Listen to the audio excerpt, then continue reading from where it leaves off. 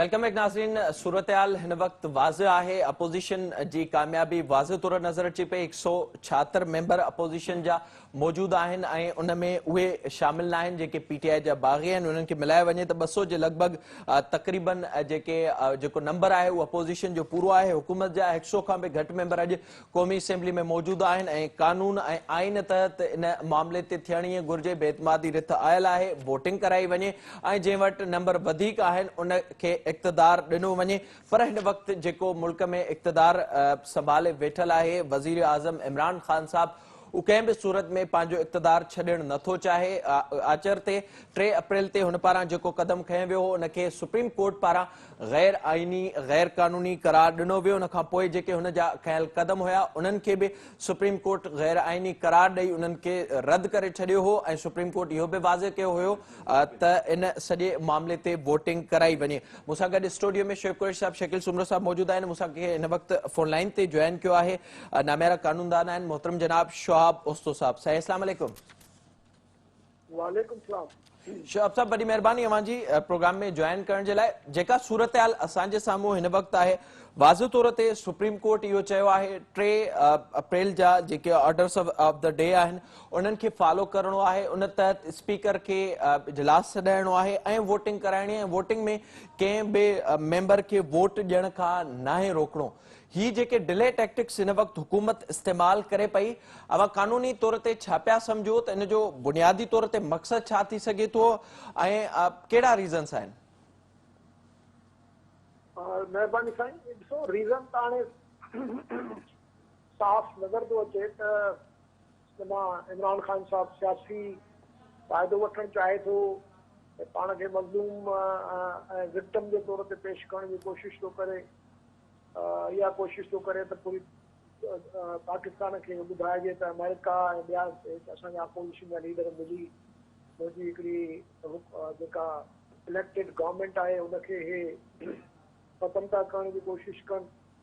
ऐं इहो बि चाहे थो त भले जेकॾहिं को अहिड़ो नाख़ुशगवार वाक़ियो थिए त उनखे बहानो बणाइजे ऐं कंहिं तरीक़े सां इन प्रोसेस खे जेको इहो वोट ऑफ नो कॉन्फिडेंस वारो जेको इहो प्रोसेस आहे उनखे डिगो कजे ऐं उन सां जेतिरो थी सघे हिनखे टाइम थो मिले जेसि ताईं हे प्राइम मिनिस्टर रहंदो। ऐं प्राइम मिनिस्टर रहण जे करे हिनखे सहूलियत आहे त मीडिया खे इस्तेमालु थो करे ऐं स्टेट जा वसीला इस्तेमालु थो करे। छो त हे जेके 3-4 ॾींहं या 2 ॾींहं जेके चवनि था इहे ॾाढा क्रूशल आहिनि।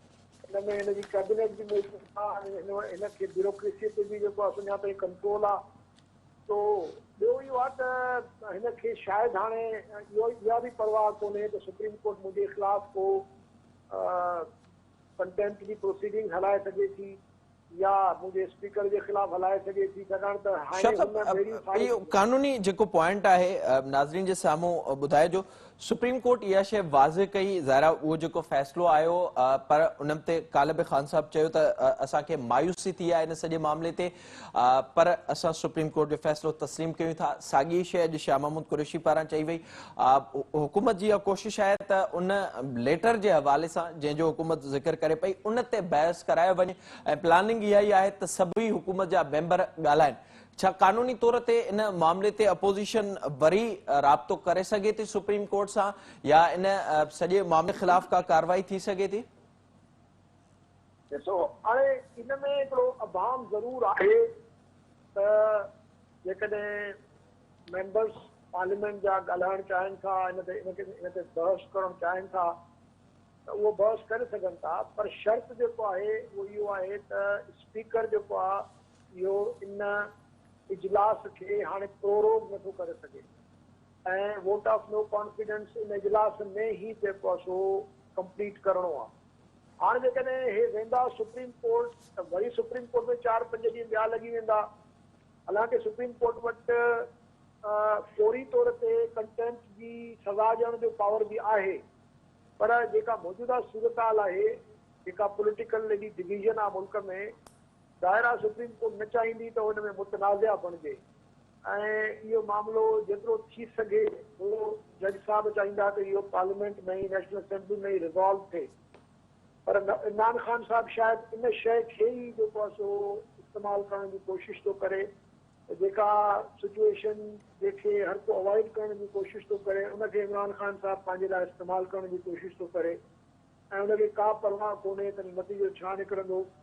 उहो पाण बि ॿाहिरि निकिरण लाइ तयारु बीठो आहे ऐं पंहिंजे जेके हिन जा आहिनि पार्टी जा फॉलोअर्स उन्हनि खे बि चयो आहे, कॉल ॾिनी आहे त तव्हां अचण वारी निकिरो।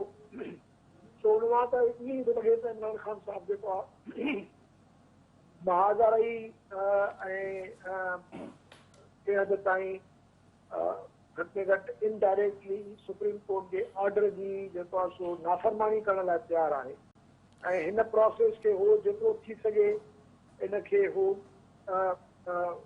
एक्सटेंड करणु चाहे थो ऐं बिल्कुलु हिन मूड में कोन्हे त हिनखे कढी ऑपोजिशन गवर्नमेंट ठाहे ऐं ऑपोजिशन जी कैबिनेट अचे ऐं हुन खां पोइ थी सघे थो हुनजे ख़िलाफ़ केस ठहनि, थी सघे थो हुनजे ख़िलाफ़ घणो कुझु निकिरे। सो सूरताल हिन वक़्तु अच्छा शौक़ साहब छा इहो हिन वक़्तु इम्कान मौजूदु आहे जीअं मां ज़ाहिरा ॿुधाए पिया तफ़सील नवां नाज़रीन जे साम्हूं सूरतहाल रखी अगरि मामिलो डिले थिए थो अपोज़िशन गोड़ करे थी जीअं हिन वक़्तु त इजलास 12:30 वॻे ताईं मुलतवी कयो इम्कान आहे कुझु देरि में उहो शुरू थींदो त उनखे वरी इजलास खे मुलतवी कयो वञे कुझु ॾींहंनि जे लाइ मुलतवी कयो वञे इहो इख़्तियार हिन वक़्तु बि हुकूमत वटि मौजूदु आहे सुप्रीम कोर्ट जे फ़ैसिले जी नज़र में?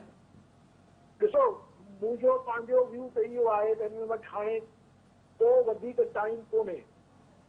मुंहिंजो ज़ाती व्यू इहो ई आहे त आइन में कानून में हाणे जेको टाइम ॾिनल हुयो जेको शिक नंबर 95 जे तहत उहो हे टाइम पंहिंजो अॻु में ई एग्ज़ॉस्ट करे चुका आहिनि। हाणे हिन वटि को टाइम कोन्हे पर हे सम्झनि था त शायदि असां अञा 3 ॾींहंनि ताईं हिनखे झूले सघूं था।